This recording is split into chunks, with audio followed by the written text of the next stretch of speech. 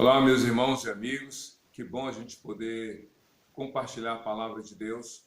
E algo muito interessante, embora os salmos sejam muito conhecidos, em sua maioria, quantas pessoas já leram o Salmo 1, o 23, o 46, como também o Salmo 100 e o Salmo 91, que talvez seja deles o mais conhecido. Mas é interessante percebermos como a palavra de Deus se renova. Em termos históricos, a palavra de Deus tem um certo tempo considerável.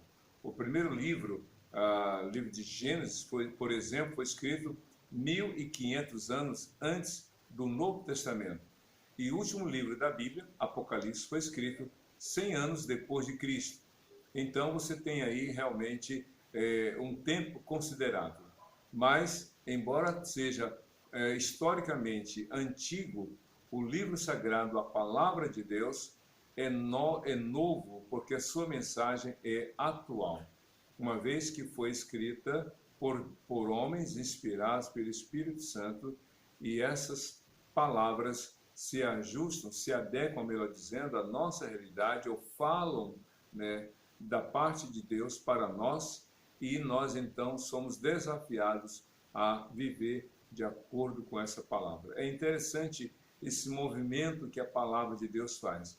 Deus fala ao coração de cada ser humano no tempo, na geração daquela pessoa, para que cada pessoa, no seu tempo e na sua geração, se ajuste à palavra de Deus. É muito interessante, é por isso que muitos ficam impressionados com a riqueza e a profundidade, a abrangência e realmente o poder da palavra do Senhor. E nessa sequência do livro dos Salmos, nós temos aprendido muitas coisas. É claro que não dá para a gente ler literalmente todos os versículos de cada salmo, porque em alguns casos, como nós iremos ver mais tarde, há salmos com mais de 80 versículos, há salmos com 176 versículos, que é o maior deles, como também há salmos com apenas 2 versículos. Mas o mais importante não é a quantidade de versículos que encontramos nos salmos, mas sim a mensagem que cada um deles traz. A mensagem, o recado de Deus, o propósito de Deus para cada um de nós. É claro que alguns salmos retratam experiências, vivências, aspectos históricos dos seus escritores, como o Salmo de Davi, que muitas vezes, por exemplo, ele escreveu um salmo quando fugia do seu filho Absalão, ou quando fugia de Saul que queria matá-lo, ou o salmo que retrata a história do cativeiro, ou a experiência pós-cativeiro, salmos que fazem referências aos aspectos históricos dos hebreus, quanto da saída deles do Egito, os 40 anos de travessia pelo deserto e assim por diante. Mas cada texto, embora tenha uma correspondência ou fale de um aspecto histórico da coletividade da nação, ou de um grupo determinado, ou de uma pessoa, Deus está falando ao seu, ao meu, ao coração de cada um de nós. Deus tem um propósito para cada mensagem ou para cada salmo que está neste livro tão maravilhoso. E o Salmo 47, que é o salmo que agora vamos ler e meditar nele, traz uma mensagem também muito interessante, porque este salmo é uma exaltação, é um reconhecimento da soberania e da grandeza de Deus diante de toda a terra, mas colocando em destaque a terra dos judeus, a terra dos hebreus, porque essa foi a escolha do Senhor. Então vamos meditar nesse salmo que começa com as seguintes palavras: batam palmas, vocês todos os povos, aclamem a Deus com cantos de alegria. Vejam só, batam palmas, vocês, todos os povos, aclamem a Deus com cantos de alegria. O Salmo faz um convite, faz aqui um convite não a um grupo, não a uma etnia, mas a todos os povos. Na Bíblia, a palavra povos tem a ver não com território, porque a gente vê nas palavras de Jesus, por exemplo, reinos e nações. Reinos são, na verdade, domínios territoriais. O Reino do Norte, como aconteceu na história dos hebreus, cuja capital era Samaria, e o Reino do Sul, cuja capital era Jerusalém. O reino da Babilônia, o reino da Assíria, o Império Romano. Então, reino tem a ver com os aspectos territoriais, com as fronteiras daquele reino com outros reinos. Então, reino tem a ver com lugar, tem a ver com território reconhecido, geograficamente localizado. Agora, povos, nações, tem a ver com etnias, tem a ver com pessoas, tem a ver com gente. Por isso é que Jesus disse que nós devemos pregar a todas as nações, ou seja, a todas as pessoas. Em Marcos capítulo 16, versículo 15, Jesus disse: vão por todo o mundo e pregue o evangelho a toda criatura. Por todo o mundo é lugar. Todas as pessoas têm a ver realmente com etnias. E aqui no Salmo 47, verso 1, diz o texto: batam palmas. Esse bater palmas aqui não é uma questão da aprovação. Deus não precisa da nossa aprovação. Quando você bate palmas depois de um espetáculo, você está aprovando, você está realmente exaltando, você está mostrando que aquela performance, aquela ação, aquela atitude naquele espaço foi algo extraordinário. Esse bater palmas aqui é o ato do reconhecimento. Aplaudam, reconheçam quem é Deus, reconheçam a grandeza, a soberania de Deus. Batam palmas vocês, todos os povos, ou seja, todas as nações, todas as pessoas devem reconhecer a grandeza e a soberania de Deus. E diz ainda: aclamem a Deus com cantos de alegria. Aclamar. O que quer dizer isso?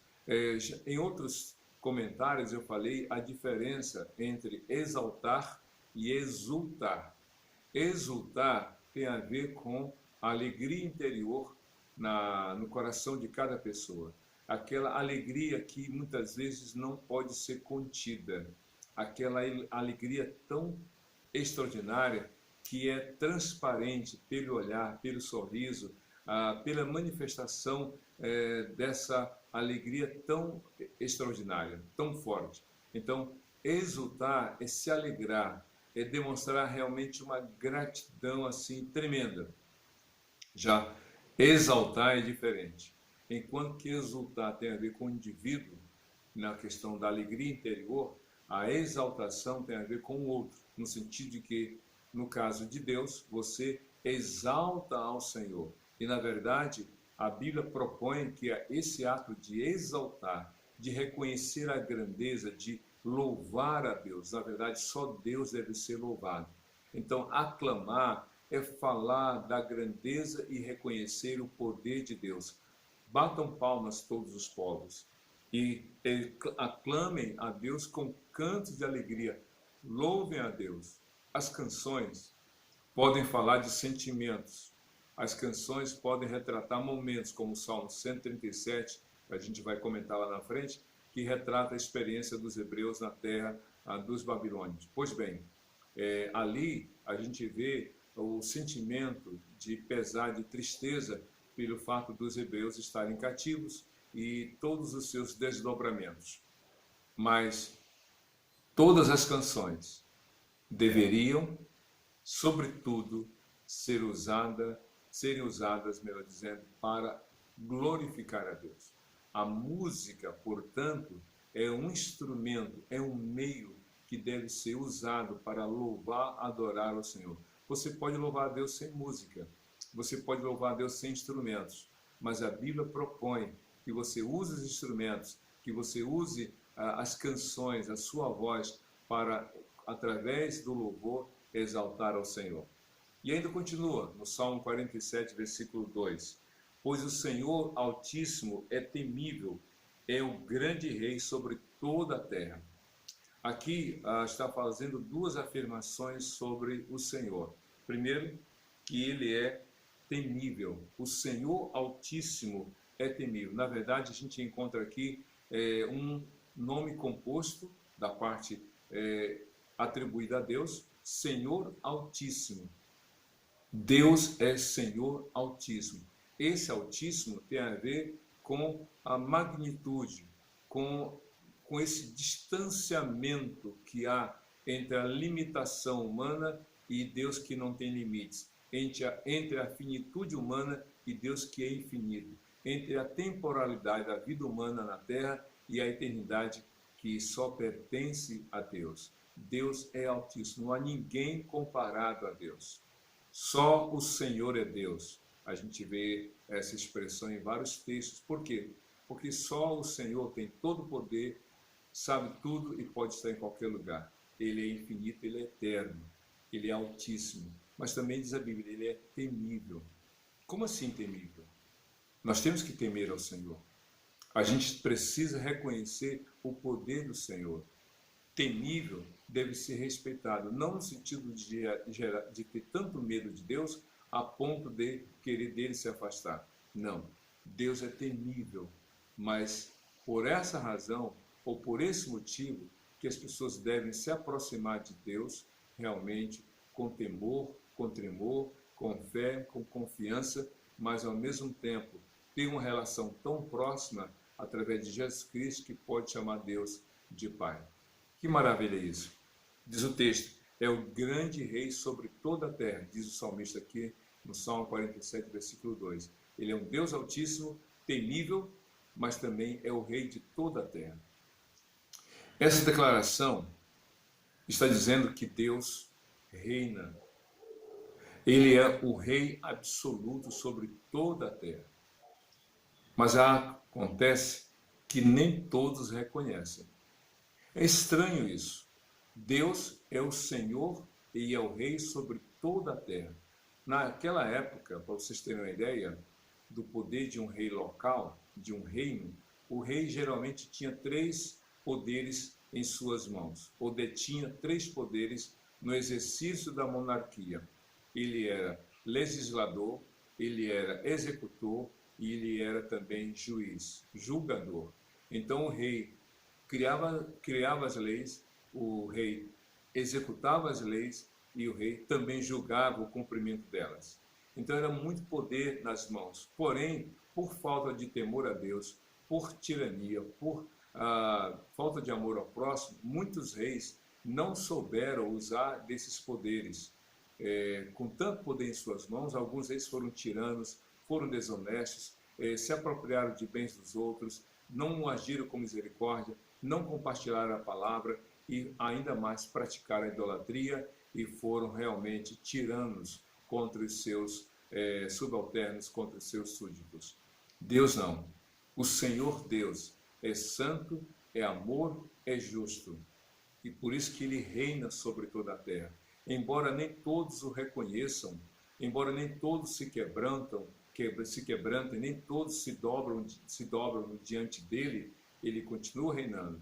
Acontece que no devido momento as pessoas vão reconhecer que o Senhor reina. Se você ler Filipenses capítulo 2, por exemplo, dos versos 5 a 11, o apóstolo Paulo disse, tenham em vocês o mesmo sentimento que teve o Senhor Jesus, que embora sendo Deus, não se apegou a esta certeza, ao contrário, ele poderia se apropriar e até agir de maneira a provar para todos e sobre todos que ele é Deus. Mas ele se esvaziou, ele abriu mão da glória celestial e foi humilde o suficiente para se colocar na condição humana. E achado na condição humana, foi obediente até a morte e morte de cruz. Por isso que Deus o exaltou e deu a ele um nome que é sobre todo nome. E aí diz nos versos 10 e 11, e ao nome do Senhor todo o joelho se dobrará e toda a língua confessará que Jesus é Senhor para a glória de Deus Pai. O Senhor reina. Embora nem todos reconheçam, no devido momento, todos vão reconhecer. No devido momento, todos vão dobrar o seu joelho e dizer, o Senhor reina. Pois bem, aqui, ainda no versículo 3 do Salmo 47, a Bíblia diz, ele subjugou as nações ao nosso poder, os povos colocou debaixo de nossos pés e escolheu para nós a nossa herança, o orgulho de Jacó, a quem amou. Esse salmo aqui, nessa parte, é muito interessante, porque o salmista fala de Deus, convoca todas as nações a adorar e exaltar o Senhor, mas aí fala de algo muito particular. No verso 3 diz assim: Deus subjugou todas as nações ao nosso poder. Mas como assim? Eu creio que essa parte do Salmo é uma parte muito mais profética do que retratando uma realidade. De fato, houve ocasião em que o reino de Israel, o reino de Jerusalém, quando era um reino unificado, onde havia apenas um reino em toda a terra de Israel, no reino de Saul, que foi o início do governo unificado, houve uma expansão, mas não tanto. Porém, nos reinos de Davi e de Salomão, o reino de Israel se expandiu a ponto de cobrir boa parte do mundo daquela região. Alguns dizem que era do Eufrates até a terra dos filisteus, assim por diante. Pois bem, então foi um reino que se expandiu e todos estavam sujeitos e subjugados ao reino de Israel. Davi reinou e governou pela espada, vencendo os inimigos de Deus, derrotando-os e os subjugando. Salomão, através da diplomacia, se aprofundou e estendeu esse reinado. E durante os reinados de Davi, que foi 40 anos, e de Salomão, que também foi 40 anos, foram 80 anos nos quais as nações vizinhas estavam subjugadas. Porém, após isso, as nações tiveram suas autonomias e conquistaram sua soberania também por guerras. Porém, no futuro, a Bíblia nos assegura que todas as nações estarão sujeitas ao Senhor e todas as nações vão se dobrar diante daquele que é descendente de Davi, que veio da tribo de Israel, da nação de Jacó. Então aqui é um texto que aponta muito mais para o futuro do que para aquele presente em que os escritores do Salmo 47 assim se colocaram. Eu creio que tem a ver mais com o futuro, e de fato vai acontecer. Haverá um dia em que o Senhor Jesus virá pela segunda vez, colocará os seus pés sobre o Monte das Oliveiras, e todas as nações estarão sujeitas e submissas ao Senhor. Que maravilha! Mas aí diz o texto, no versículo 5 do Salmo 47, Deus subiu em meio a gritos de alegria, o Senhor em meio ao som de trombetas. Ofereçam músicas a Deus, cantem louvores, ofereçam música ao nosso Rei, cantem louvores. O verso 5 do Salmo 47, segundo alguns estudiosos, talvez apontasse para aquele momento em que a arca de Deus foi levada para Israel e houve toda uma comoção, uma gritaria, uma agitação, porque a arca de Deus que representava a presença de Deus. Toda vez que a arca chegava em determinado lugar, os hebreus gritavam, festejavam, exultavam de alegria e exaltavam o Senhor. Por quê? Para eles, a arca simbolizava, e de fato Deus havia feito isso, a arca simbolizará a minha presença. Mas vem um detalhe. Se você ler o primeiro livro de Samuel, capítulo 2, quando houve uma guerra entre os hebreus e os filisteus, num primeiro momento os hebreus foram derrotados, bateram em retirada e então retornaram ao campo de batalha levando a arca. Quando a arca chegou, houve gritaria, a terra tremeu de tanta festa que fizeram pela presença da arca de Deus no acampamento, na preparação para a batalha. Porém, os filisteus disseram, vamos lutar contra eles. Lutaram e venceram e roubaram a arca, levaram a arca. Pois bem, como é possível isso? Como é que a arca, simbolizando a presença de Deus, foi levada ao acampamento, eles gritaram, eles festejaram, eles aplaudiram, disseram, Deus vai nos dar a vitória, mas foram derrotados e a arca foi roubada. Porque é muito simples. A arca simbolizava a presença de Deus, mas Deus não estava no coração deles.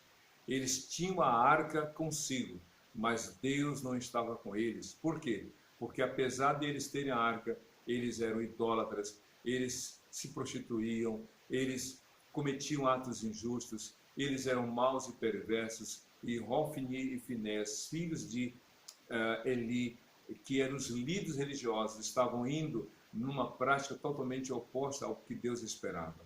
Então não basta ter a arca, ou não bastaria ter a arca no meio deles. Eles tinham que viver de acordo com a palavra de Deus e não o faziam. Quanta gente hoje tem a Bíblia em suas mãos, mas o coração está distante do Senhor. O próprio Jesus disse, repetiu as palavras do profeta Isaías, que disse: este povo me louva com seus lábios, mas o seu coração está longe de mim. Não adianta você conhecer e saber que o Senhor é Deus. Você precisa crer. Você não adianta comemorar o Natal com festa, com presente, com troca de lembrancinhas, mas não reconhecer que nasceu o Salvador, que Jesus é o Senhor da sua vida. Aqui no versículo 5 do Salmo 47, é esse momento do reconhecimento. Deus espera isso, e Deus espera que todos façam isso. Mas então aqui no versículo 6, eu vou repetir a leitura do Salmo 47, verso 6. Ofereçam a música a Deus, cantem louvores. Ofereçam música ao nosso Rei, cantem louvores. E o verso 7. Pois Deus é o Rei de toda a terra. Cantem louvores com harmonia e arte. Ou seja, cantem louvores com harmonia e arte. Vocês sabem que a música é classificada, ou tem três coisas muito importantes. A música tem harmonia, ritmo e melodia. Harmonia, música e melodia. Por uma música ser realmente agradável aos ouvidos e passar uma mensagem muito boa, ela tem que ter harmonia, ritmo e melodia adequadas. Toda música tem que ter isso, harmonia, ritmo e melodia. E aqui, então, no Salmo 47, versículo 7 diz: pois o Senhor, o versículo 7, pois Deus é o Rei de toda a terra, cantem louvores com harmonia e arte. Façam o melhor para Deus. Não façam qualquer coisa para Deus. Tem muita gente que, para impressionar os outros, fazem o melhor. Ensaiam. Porque eu vou para um show, e aí vou me apresentar no show, e aí ensaiam e se dedicam, compram os melhores instrumentos e fazem aquela performance. Para quê? Para o mundo reconhecer e aplaudir. Mas para Deus, para Deus qualquer coisa serve. Basta solfejar, basta cantarolar, basta pegar um instrumento qualquer e não tem problema. Vamos oferecer para Deus nosso culto e ponto final. Não, é o melhor. O melhor. Eu me lembro da história que aconteceu há muitos anos atrás. Um missionário americano estava num país africano. Ele estava sentado à porta e quando viu uma senhora passar com duas crianças. E ele percebeu que uma criança andava e a outra estava no colo. A que estava no colo era uma criança que tinha um comprometimento congênito, nasceu com uma deficiência. A criança que andava, naturalmente, ele percebeu que estava sã. E ele viu aquela senhora ir para um lugar com aquelas duas crianças. Tempos depois, no mesmo dia, algumas horas depois, ela retorna apenas com uma criança. Aquele missionário perguntou: minha senhora, eu vi a senhora passar aqui com duas crianças e agora a senhora volta com uma só. O que aconteceu com a criança? Meu Senhor, eu fui adorar ao meu Deus. E eu fui oferecer ao meu Deus um dos meus filhos. Porque assim nos manda a prática religiosa que eu creio. Mas quem é o seu Deus? Perguntou o impressionado missionário.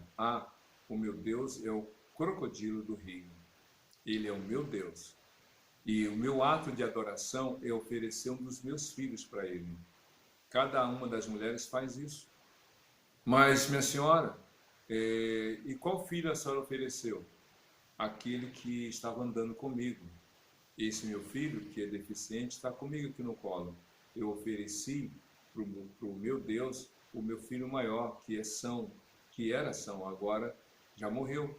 Foi devorado pelo crocodilo. E aí o missionário, tentando entender, disse: mas senhora, já que era para oferecer para o seu Deus, o crocodilo, um dos seus filhos, por que ofereceu o são e não o deficiente? Perguntou curioso o missionário. E aquela senhora, com todas as suas convicções, deixou mais ainda chocado o missionário quando ele disse: para o meu Deus, eu ofereço o melhor. Que coisa! As pessoas estão oferecendo o melhor para aquilo que elas acreditam. Mas para o Senhor, o Rei de toda a terra, quem está oferecendo o melhor? Quantas vezes você já ouviu: entrega a tua vida a Jesus? Quantas vezes você já ouviu: entrega a vida a Jesus, crê em Jesus? E quantas vezes você pensou: não, eu sou jovem, tenho que curtir a vida, eu tenho que curtir, fazer o que eu bem desejar. Quando eu for velho, quando eu for velha, aí sim, quando eu não puder mais me divertir, quando eu não puder mais fazer o que eu quero, aí sim eu vou me dedicar ao Senhor. Jesus, o Filho de Deus, o melhor de Deus para cada um de nós, foi oferecido na cruz. Por que você não fará, em gratidão, o melhor, entregar a sua vida ao Senhor? Então diz o texto aqui: cantem louvores com harmonia e com arte. E o verso 8 do Salmo 47, o penúltimo versículo, diz assim: Deus reina sobre as nações. Deus está assentado em seu santo trono. Há uma insistência por parte dos escritores, os filhos dos coraitas. Eles dizem: Deus reina, Deus está reinando. A questão toda é que muitas vezes, sincero e honestamente falando, a gente não consegue perceber, a gente não consegue enxergar a soberania de Deus diante da maldade humana, diante dos problemas humanos. É como alguém pergunta assim: mas que Deus é esse que ele reina se o mal está acontecendo?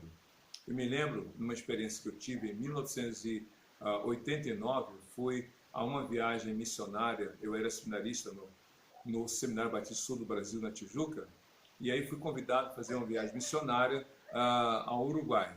E lá na cidade de Montevidéu, era a capital do Uruguai, conversando com alguns jovens, um deles falou assim: escuta, se Deus é o Senhor de toda a terra, por que a maldade do homem existe? Por que crianças estão morrendo enquanto estamos conversando?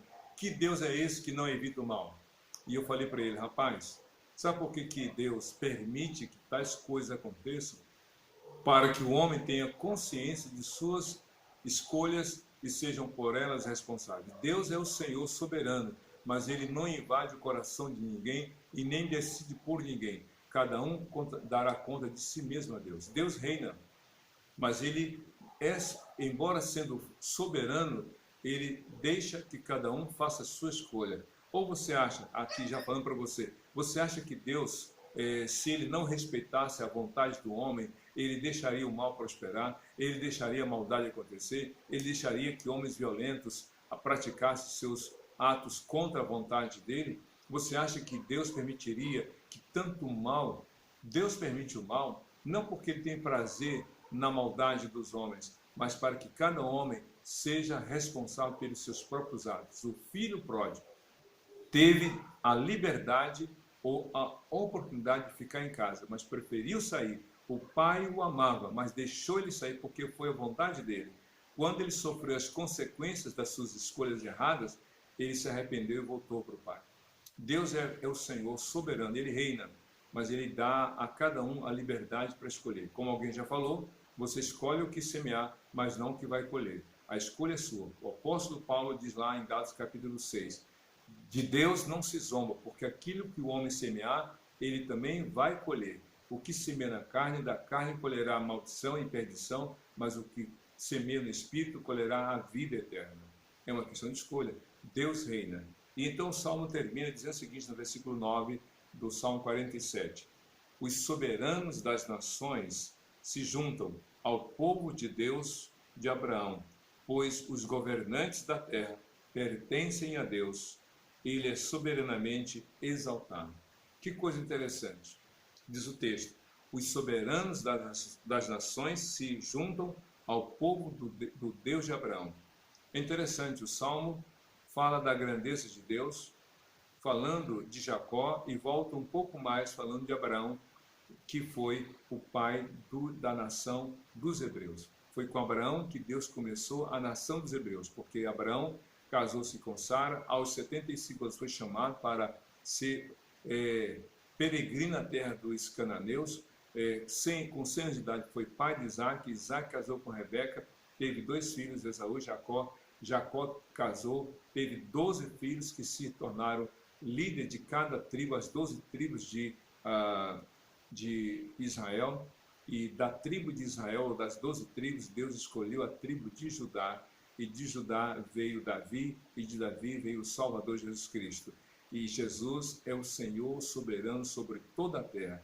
E como eu creio que esse salmo é um salmo escatológico, um salmo profético, eu entendo que no futuro o Senhor virá e todo o joelho se dobrará e toda língua vai exaltar o nome do Senhor. Que Deus há de cumprir e que você glorifique ao Senhor por essa verdade. Que Deus te abençoe e seja feliz hoje e sempre com Jesus em seu coração. Amém.